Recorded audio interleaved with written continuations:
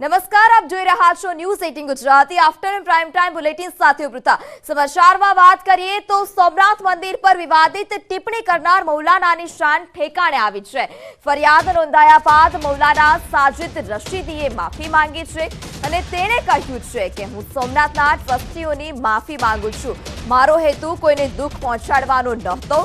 જ્યારે મૌલાનાએ દાવો કર્યો છે કે તેણે ઇતિહાસકાર રોમિલા થાપરને વાંચીને ટિપ્પણી કરી હતી। મહત્વનું છે કે ઓલ ઇન્ડિયા ઇમામ એસોસિએશનના અધ્યક્ષ મૌલાના સાજિદ રશીદે સોમનાથ મંદિર અંગે વિવાદિત નિવેદન આપ્યું હતું। તેણે સોમનાથ મંદિર પર હુમલાને યોગ્ય ઠેરાવ્યો હતો અને જે બાદ મૌલાના વિરુદ્ધ ફરિયાદ પણ નોંધાઈ છે।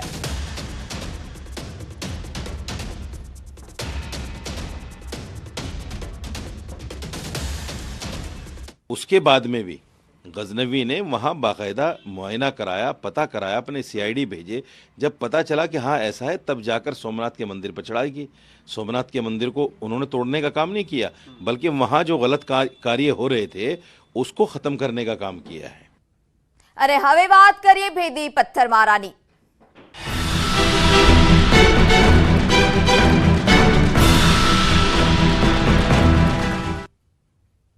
तो वडोदराમાં ભેદી પથ્થરમારો થતા દહેશત ફેલાઈ છે। અલકાપુરીની સંપ તરાવ ચાલીમાં પથ્થરમારો થયો હતો। દિવસ રાત ભેદી પથ્થરમારો થતા લોકોમાં પણ ડરનો માહોલ છે। છેલ્લા 5 દિવસથી લોકો ઉજાગરા કરી રહ્યા છે, જ્યારે ચાલીના મકાનો પર કોણ પથ્થર ફેંકી રહ્યું છે તે પણ એક મોટો સવાલ છે। અગાસી પર તેમજ ગલીઓમાં વોચ ગોઠવવામાં આવી છે। તપાસ બાદ પણ નથી પકડાતા આ પથ્થરબાજો, જ્યારે અલગ અલગ દિશાથી ફેંકાઈ રહ્યા છે પથ્થર।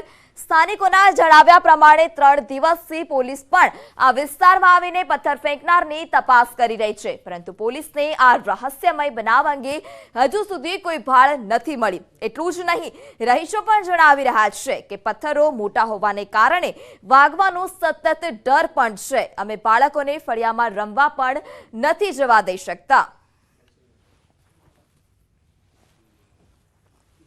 વડોદરા શહેરના જે અલકાપુરી વિસ્તાર છે, પોશ વિસ્તાર, ત્યાં આગળ આવેલી જે સંપતરાવ ચાલી છે ત્યાં આગળ છેલ્લા 5 દિવસથી ભેદી પથ્થરમારો થઈ રહ્યો છે। સ્થાનિકોની અંદર ભયનો માહોલ છે। પોલીસ દ્વારા ગઈકાલે 3 વાગ્યા સુધી સર્ચ પણ કરવામાં આવ્યું, છતાં પણ કોઈ ઈસમ જે છે તે પકડાયા નથી અને ભેદી પથ્થરમારો સવારે પણ થાય છે, કોઈ પણ સમયે ભેદી પથ્થરમારો થાય છે। ત્યારે સયાજીગંજ વિસ્તારના ધારાસભ્ય અને વડોદરા શહેરના મેયર કેવુર રોકડિયા આપણી સાથે છે, તેમની સાથે વાત કરીશું। કેવુરભાઈ, તમારા જે સયાજીગંજ વિધાનસભા વિસ્તારની અંદર આવેલી ચાલીની અંદર ભેદી પથ્થરમારો થઈ રહ્યો છે, કોઈ કોણ પથ્થરમારો કર્યો છે ખબર નથી પડતી, શું કહેશો આના વિશે? સયાજીગંજ વિધાનસભામાં સંપતરાવ કોલોની, અલકાપુરી એટલે વડોદરા શહેરનો પોશ એરિયા ગણાય, અને આમાં સંપતરાવ કોલોનીની અંદર કોઈક જગ્યાએથી અચાનક પથ્થરો પડે છે। આવી ઘટના અમારા સામે પણ કાલે આવી છે। અમે પોલીસને તપાસ કરવાનું કહ્યું, પોલીસ ત્યાં તપાસ પણ કરી રહી છે। પોલીસ પોતાની કામગીરી કાલ રાતે 3 વાગ્યા સુધી પણ કરી અને આજે સવારે પ્રાપ્ત થતી માહિતી અનુસાર જે મીડિયા પણ પહોંચ્યું ત્યાં પણ 1-2 પથ્થર અચાનક આવ્યા છે। કોઈક વ્યક્તિ ડેલિબ્રેટલી પથ્થરમારો કરવાનો પ્રયત્ન કરી રહ્યો હોય એવું આની પાછળથી ફલિત થાય છે। પોલીસ તપાસ કરી રહી છે, વહેલા મોડા વ્યક્તિ સામે પકડાશે। શું તમે ધારાસભ્ય છો, પોલીસ કમિશનરને પણ આના વિશે તપાસ વધુ તેજ કરે અને ખૂબ ગંભીરતાથી લે એ વિષયને એને તમે રજૂઆત કરશો? હજુ આ વિષય એટલો ગંભીર નથી, પીઆઈ લેવલથી એની તપાસ થઈ રહી છે। જરૂર પડશે તો ઉપરના અધિકારીઓ જોડે પણ વાત કરીશું। જી બિલકુલ, આ હતા ધારાસભ્ય કેવુર રોકડિયા, જેઓના વિસ્તાર છે તેની અંદર જ આ પથ્થરમારો ભેદી થઈ રહ્યો છે। તેઓ આશ્વાસન આપી રહ્યા છે કે તેઓને પણ જાણ થઈ છે અને તેઓ પોલીસને પણ જાણ કરશે અને જલ્દીમાં જલ્દી આ પથ્થર કોણ મારે છે તે વ્યક્તિ પકડાય તેના માટેના પ્રયત્નો કરશે। તો આ ઘટના છે વડોદરાની કે જે ચાલીના મકાનો પર પથ્થરમારો થઈ રહ્યો છે। આ ભેદી પથ્થરમારાનું રહસ્ય હજી અકબંધ છે। કોણ પથ્થરમારો કરી રહ્યું છે તેની હજી સુધી કોઈ ભાલ નથી મળી। 5 દિવસથી લોકો ઉજાગરા પણ કરી રહ્યા છે, તો ભેદી પથ્થરમારાથી લોકોમાં પણ ડરનો માહોલ છે। અલકાપુરીની સંપતરાવ ચાલીની અંદર રહસ્યમય રીતે પથ્થરમારો થઈ રહ્યો। છેલ્લા 5 દિવસથી રહસ્યમય પથ્થરમારાના કારણે સ્થાનિકોની અંદર રોષ છે, જે સ્થાનિક લોકો છે તેની અંદર ભયનો માહોલ છે। આપ જોઈ રહ્યા છો હાલમાં જે ઉપસ્થિત છે તે સંપતરાવ ચાલી છે, જે આસપાસ આ પોશ વિસ્તારની અંદર મોટી બિલ્ડિંગોની વચ્ચે એક ચાલી છે, કદાચ તે ચાલી કદાચ કોઈકના આંખમાં ખૂંચતી હોય તેવું લાગી રહ્યું છે। આપ જોઈ રહ્યા છો કે આ સંપતરાવ ચાલીની આસપાસ મોટી બિલ્ડિંગો છે, અને હું તમને બતાવીશ કે આ જે અહીંયા આગળ જે રાતના સમયે જે પથ્થરો આવે છે, આંટી શું કહેશો, કેટલા સમયથી આવા ભયના માહોલ માહોલમાં તમે જીવી રહ્યા છો અને કયા સમયે પથ્થરો આવે છે? આજે છે ને 6ઠ્ઠો દિવસ છે પથ્થર મારવાનો. અમે કેટલા દિવસથી આવું સહન કરી રહ્યા છે. કાલે છેલ્લે અમે મીડિયાને બોલાવીને અમે ફોટા પાડીને પેપર જાહેર કર્યો છે. પોલીસ પણ આવી ગયા છે.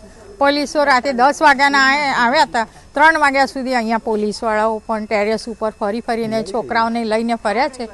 મોટા છોકરાઓ અમારા છે એમને લઈને ફર્યા છે, પણ કોઈ ભાળ મળી નથી કે કોણ પથ્થરમારો કરી રહ્યો છે. જી બિલકુલ, કોણ પથ્થરમારો કરી રહ્યો તેની ભાળ નથી મળી. આપણી સાથે બીજા સ્થાનિક છે, તેમની સાથે વાત. બેન, કેટલી બીક લાગે છે? કારણ કે બહુ જ બીક લાગે છે સાહેબ. અમે બહાર તો બિલકુલ નીકળી નહીં શકતા, કામ નથી કરી શકતા. અમારે બધું કામ બહાર જ કરવાનું.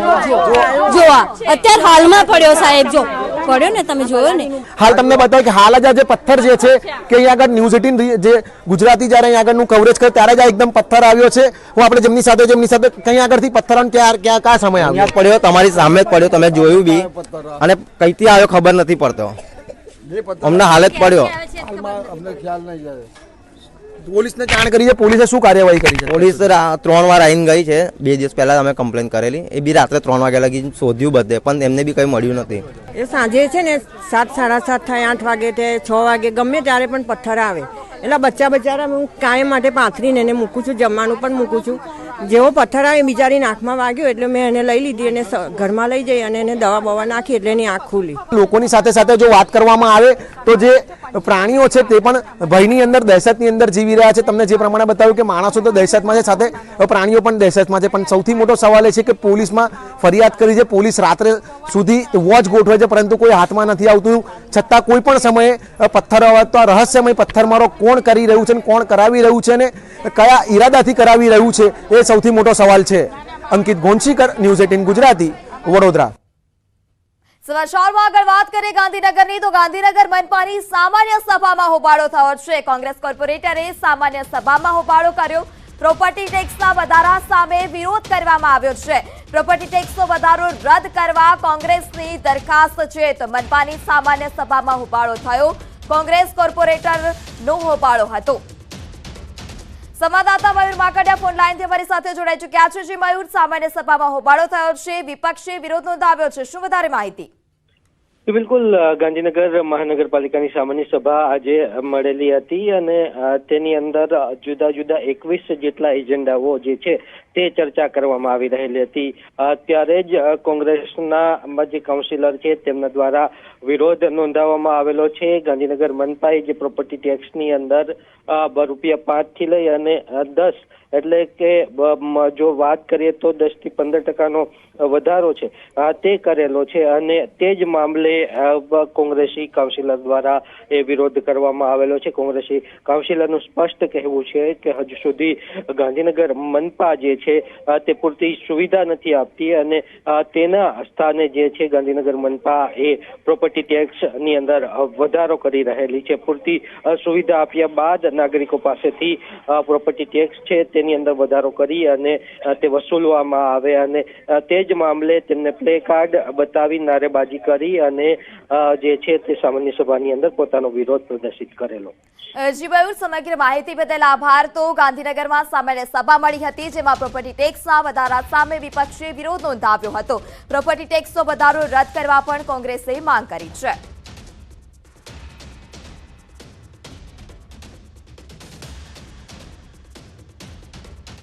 અને હવે વાત અમદાવાદના અંદાજપત્રની.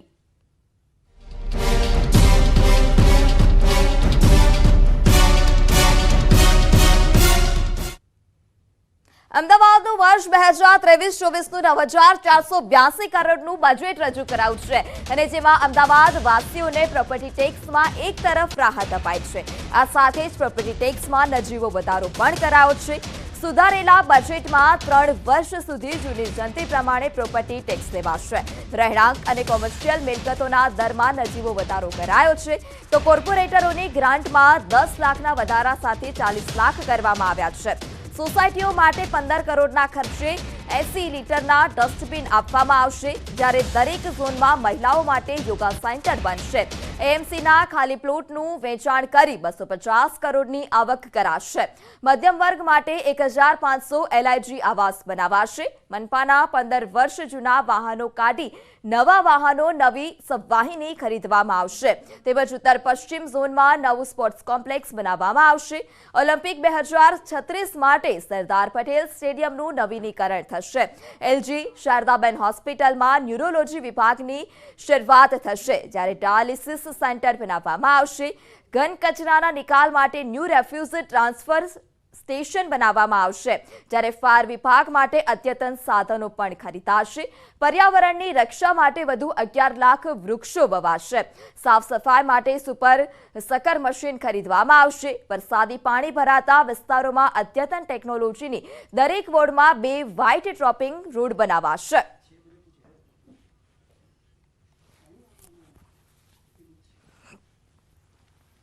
આવનાર 3 વર્ષ સુધી જંત્રીના કારણે વેરાની અંદર વધારો નહીં કરવો.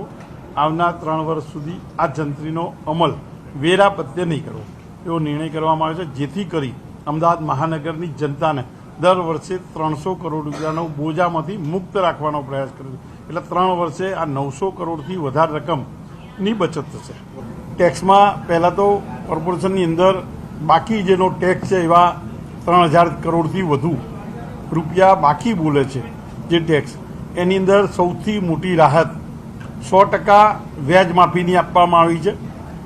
15 ફેબ્રુઆરીથી લઈ 31 માર્ચ સુધી જે વ્યક્તિ પોતાનો બાકી ટેક્સ છે એ 2021 સુધીનો ટેક્સ તાકીદી ભરી દે છે, તો એના તમામ રેસિડન્સ અને કોમર્શિયલ બધા જ પ્રોપર્ટીની અંદર થયેલો વ્યાજનો ભાર મુક્ત કરવાનો પ્રયાસ કર્યો છે.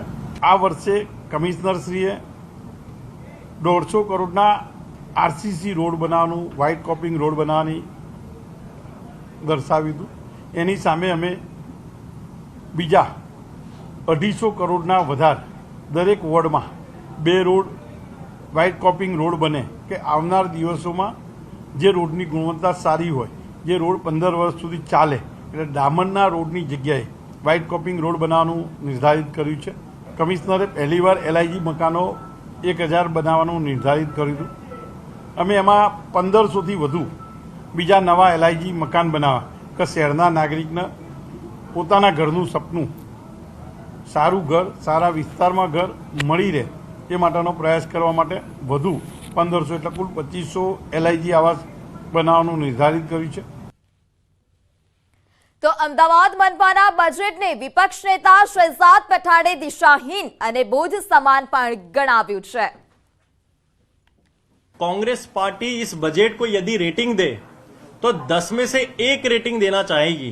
24 घंटे पानी देने का वादा किया गया था, लेकिन 1 घंटा भी प्रेशर से ठीक से पानी नहीं आता, तो क्या इसलिए टैक्स बढ़ाया गया है? सेंट्रल गवर्नमेंट के द्वारा साबरमती नदी को सेकेंड मोस्ट पॉल्यूटेड नदी गिना गया है, लेकिन भारतीय जनता पार्टी ने पिछले 3 साल से हाईकोर्ट के फटकार लगाने के बाद भी कुछ नहीं किया गया. क्या इसलिए टैक्स बढ़ाया गया है? पिछले साल के बजट में वादा किया गया था 100% ड्रेनेज नेटवर्क और स्टॉर्म वाटर लाइन दी जाएगी, लेकिन पिछले साल की एक ही बारिश ने पूरे अहमदाबाद शहर को डुबा दिया गया, जिसमें 1000 करोड़ रुपए से ज्यादा अहमदाबाद शहर की जनता का नुकसान हुआ. क्या इसलिए टैक्स बढ़ा दिया गया? डस्ट फ्री सिटी बनाने की बात की गई थी, क्लीनेस्ट सिटी ऑफ इंडिया बनाने की बात की गई थी, लेकिन आज भी जगह जगह कचरा दिखाई देता है. સમાચારમાં આગળ વાત અમરેલીની કરીએ તો અમરેલીમાં એપીએમસીના ચેરમેન અને વાઇસ ચેરમેનની ચૂંટણી યોજાઈ. અમરેલી જિલ્લાના સૌથી મોટા માર્કેટિંગ યાર્ડના ચેરમેન તરીકે શૈલેષ સંઘાણી બિનહરીફ ચૂંટાયા હતા, તો વાઇસ ચેરમેન તરીકે સુરેશભાઈ રોકડ બિનહરીફ તરીકે ચૂંટાયા હતા. આગળના 2.5 વર્ષ સુધી શૈલેષ સંઘાણી ચેરમેનની જવાબદારી સંભાળશે, જ્યારે સહકારી આગેવાન અને ઇફકોના ચેરમેન દિલીપ સંઘાણીના ભત્રીજા છે શૈલેષ સંઘાણી.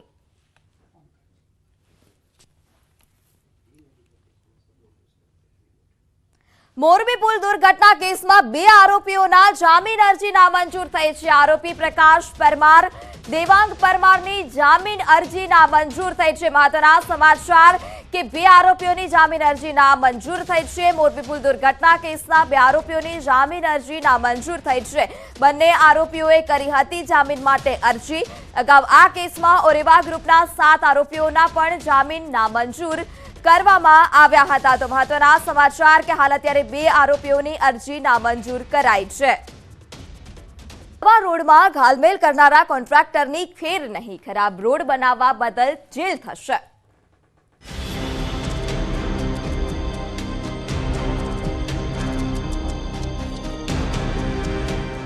રોડની કામગીરીમાં ગેરરીતિ આચરતા કોન્ટ્રાક્ટર્સ થઈ જજો સાવધાન. રોડના કામમાં ભ્રષ્ટાચાર કરનાર અધિકારીઓ, ઇજનેરો અને કોન્ટ્રાક્ટર્સની હવે નથી ખેર. ખરાબ રોડ બનાવનારા કોન્ટ્રાક્ટર્સ જેલની હવા ખાવા થઈ જજો તૈયાર. કેમ કે મહેસાણાના લાંગરજમાં વર્ષ 2015માં બનેલા અપ્રોચ રોડમાં બોગસ ટેસ્ટિંગ સર્ટી રજૂ કરી ઠગાઈ કર્યાનો પર્દાફાશ થયો છે. સમગ્ર મામલાની તપાસ કરતા સામે આવ્યું કે અપ્રોચ રોડ બનાવવા માટે ઓનલાઈન ટેન્ડર બહાર પાડ્યું હતું. આ રોડની કિંમત કરોડો રૂપિયા નક્કી કરવામાં આવી અને આ ઊંઝાના કોન્ટ્રાક્ટર આરસી પટેલે રોડની કામગીરી સોંપી દેવાઈ. કોન્ટ્રાક્ટર આરસી પટેલે રોડનું કામ પૂર્ણ કરી નિયમ મુજબ ગેરીના રોડ ટેસ્ટિંગ સર્ટી રજૂ કરી બિલ પણ મંજૂર કરાવી લીધા. જો કે આ રોડ બન્યાના 4 માસમાં રોડ તૂટી જતા રોડમાં ભ્રષ્ટાચાર થયાનું ખુલ્યું.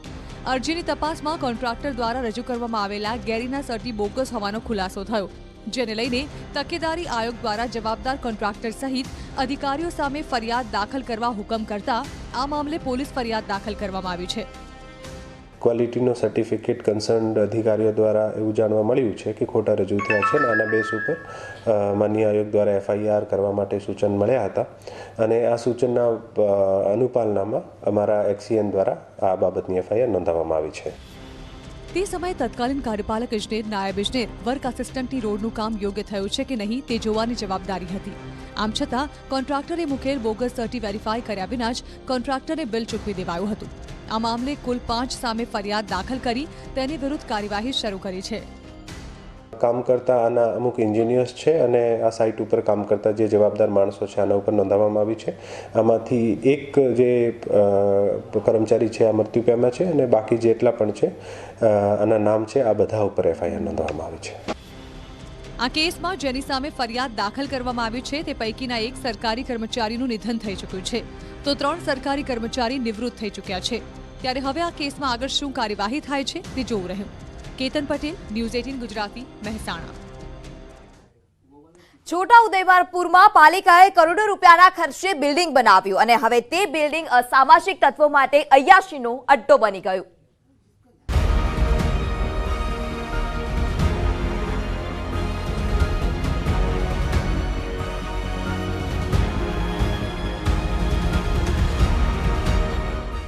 જ્યાં જુઓ ત્યાં ગંદકી, તૂટેલા શટર, તૂટેલા બોર્ડ,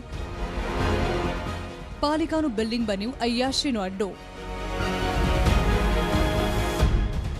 દૂરથી ડુંગર રળિયામણા. આ કહેવત છોટાઉદેપુરની મધ્યે પાલિકાએ બનાવેલી બિલ્ડિંગ માટે એકદમ સાચી ઠરે છે. બહારથી નવી નક્કોર દેખાતી પાલિકાની બિલ્ડિંગની હાલત અંદરથી કંઈક અલગ જ છે. બિલ્ડિંગમાં અંદર જ્યાં જુઓ ત્યાં દેશી દારૂની થેલીઓ પડી છે. લોકોએ જાણે કે આ બિલ્ડિંગને જાહેર શૌચાલય જ બનાવી દીધું છે. ઉપરથી દુર્ગંધ તો એવી આવી રહી છે કે ન પૂછો વાત. કે અંદર જે બિલ્ડિંગ બહારથી તો બહુ સુંદર દેખાય છે અને અંદર આપણે જોઈએ ત્યારે એ બિલ્ડિંગની અંદર મૂતરડીનો ઉપયોગ કરવામાં આવે છે. અસામાજિક તત્વો એનો દુરુપયોગ કરી રહ્યા છે. ખરેખર આ બિલ્ડિંગનો બનાવ્યા પછી એનું પોઝેશન લેવામાં આવતું હોય છે. બિલ્ડિંગ કયા પ્રકારનું બન્યું છે તો એ તંત્ર એનું પોઝેશન મેળવેલું છે કે કેમ? પાલિકાએ 1 કરોડ 70 લાખ રૂપિયા ખર્ચે આ બિલ્ડિંગ બનાવ્યું છે અને બિલ્ડિંગમાં કુલ 40 જેટલી દુકાનો છે. હેતુ એવો હતો કે શહેરમાં સારી સુવિધા ઊભી થાય, એક જ જગ્યાએ શોપિંગ કોમ્પ્લેક્સ બને તો લોકોને ખરીદીમાં સરળતા રહે. જો કે 4 વર્ષથી તૈયાર થયેલી આ બિલ્ડિંગની દુકાનો હજુ હરાજીની રાહ જુએ છે અને એટલે જ લોકો કહી રહ્યા છે કે પાલિકાએ રૂપિયા અસામાજિક તત્વો માટે જ ખર્ચ્યા છે. સંડાસ પેશાબ કરવા માટે અને જુગારો રમવા માટે, દારૂ પીવા માટે અને બાકી રાતના જે ન બોલી શકાય એવા બીજા કેટલાક ન્યુસન્સ લોકો જે પોતાનો ધંધો કરતા હોય છે એ ધંધા માટે આ સરકારે 2 કરોડ રૂપિયા ખર્ચ્યા હોય એવું અત્યારે તો લાગે છે. ઇમારત બનાવતા પહેલા જમીન પર આંગણવાડી હતી, જેનો હેતુ ફેર કરવાની પ્રક્રિયા પૂર્ણ કરતા પહેલા જ કરોડોના ખર્ચે ઇમારત બનાવી દેવાઈ. સરકારી ઇમારતની ફાઇલ પણ સરકારી કચેરીઓમાં એવી દબાઈ ગઈ હતી કે 4 વર્ષ સુધી વહીવટી પ્રક્રિયા જ પૂર્ણ ન થઈ. જો કે આખરે હવે હેતુ ફેર થયો છે તો ફાયર સેફટીના અભાવે બિલ્ડિંગની આવી હાલત છે. એમ સમજો 3.5-4 વર્ષ હેતુફેરની અંદર જ નીકળી ગયા એને ફાઇલને. એના પછી નવી બોડી બની, અમે લોકો સત્તામાં આવ્યા. એના પછી એ ફાઇલને અમે તાત્કાલિક ધોરણે ચલાવી અને હેતુફેર થઈ ગયું એનું. હવે એ મલ્ટીપર્પઝ હોલનું ફાયર ઇન્સ્ટોલેશનનું જે સરકારનું નિયમ છે, ફાયર ઇન્સ્ટોલેશન કરીને પછી જ હરાજી કરાય, એના માટે બી ટેન્ડર થઈ ગયું છે છોટાઉદેપુર નગરપાલિકા વતી. 4 વર્ષથી રાહ જોઈ રહેલા લોકો જલ્દી આ પ્રશ્નનો નિકાલ આવે અને દુકાનોની હરાજી થાય તેવી માંગ કરી રહ્યા છે. ત્યારે જોવાનું રહેશે કે પાલિકા તંત્ર આ અંગે કેવા પગલાં લે છે અને ક્યારે આ દુકાનોને પોતાના માલિક મળે છે. સહેજબ ખત્રી, ન્યૂઝ 18 ગુજરાતી, છોટાઉદેપુર. અને હવે વાત કરીએ જંત્રીની જંજાળની.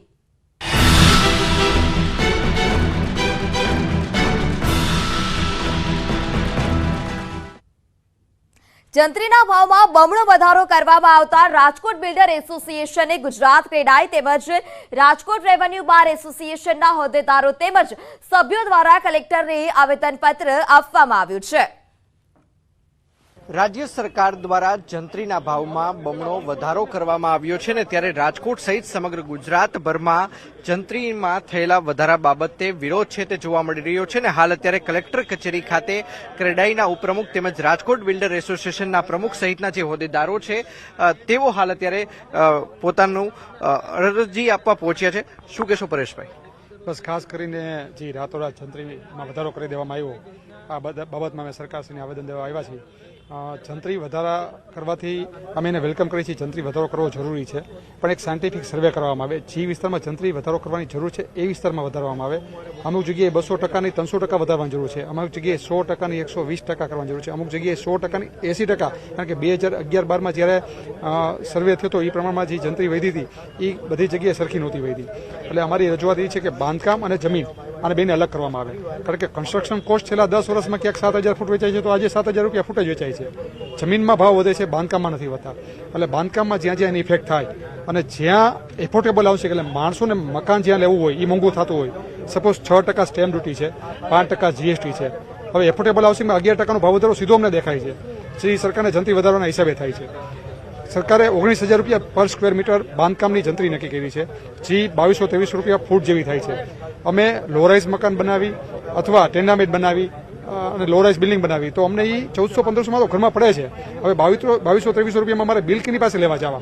એટલે ઘણા બધા આના હિસાબે પ્રશ્નો ઊભા થયા છે. આ પ્રશ્નોના નિવારણ માટે અમે સરકારશ્રીને કીધું છે પહેલાં તો સમય આપો, 3 મહિના જેવો જંત્રી વધારાને અત્યારે સ્ટોપ રાખો અને આને વ્યવસ્થિત સાયન્ટિફિક રીતે અમારી રજૂઆત સાંભળી અને જંત્રી વધારો તમે લાગુ કરો. જંત્રી વધશે તો સાથોસાથ એફએસઆઈનું જે વેચાણ કોર્પોરેશન દ્વારા કરવામાં આવશે તેની અંદર પણ ભાવ વધારો જોવા મળશે. શું કહેશો? જંત્રીના જે એમને પેડ એફએસઆઈ છે એના જંત્રીના 40% અમારે કોર્પોરેશનમાં ભરવાના હોય છે, જે અત્યારે કોઈ નાના મોટા પ્રોજેક્ટમાં 1-2 કરોડની કિંમત હોય સીધી 4 કરોડ થઈ જાય. એટલે હું આપને વાત કરું છું ને કે 15-20% જેવો ભાવ વધારો એફોર્ડેબલ હાઉસિંગ હોય કે પ્રીમિયમ પ્રોજેક્ટની મેં વાત નથી કરતા, કોમર્શિયલની વાત નથી કરતા, પણ પીએમ સાહેબનું જે સપનું છે ઘરનું ઘર હોવું જોઈએ દરેક લોકોને, એ ક્યાંક અમને 15-20% જંત્રીના ભાવ વધારાની સામે મોંઘું થતું દેખાય છે. ચોક્કસ. તો દિલીપભાઈ પણ આપણી સાથે છે. દિલીપભાઈ, શું કહેશો? છેલ્લા જ્યારથી આ જંત્રીમાં વધારો થયો છે ત્યારથી રેવન્યુ સાથે જે સંકળાયેલા જે વકીલો છે કેટલા દસ્તાવેજો થઈ રહ્યા છે, આપની કયા પ્રકારની માંગ છે? શું કહેશો? દસ્તાવેજની અંદર આપણે જોઈએ તો જંત્રી વધી પછી દસ્તાવેજનું પ્રમાણ ખૂબ ઓછું થયું છે. રેવન્યુ વકીલ પણ આજે બિલ્ડર એસોસિએશનની સાથે જોડાયેલું છે અને જંત્રી જે ડબલ કરવામાં આવી છે એમ જેમ પરેશભાઈએ કીધું એ પ્રમાણે સ્ટેજ વાઇઝ કરવી જોઈએ.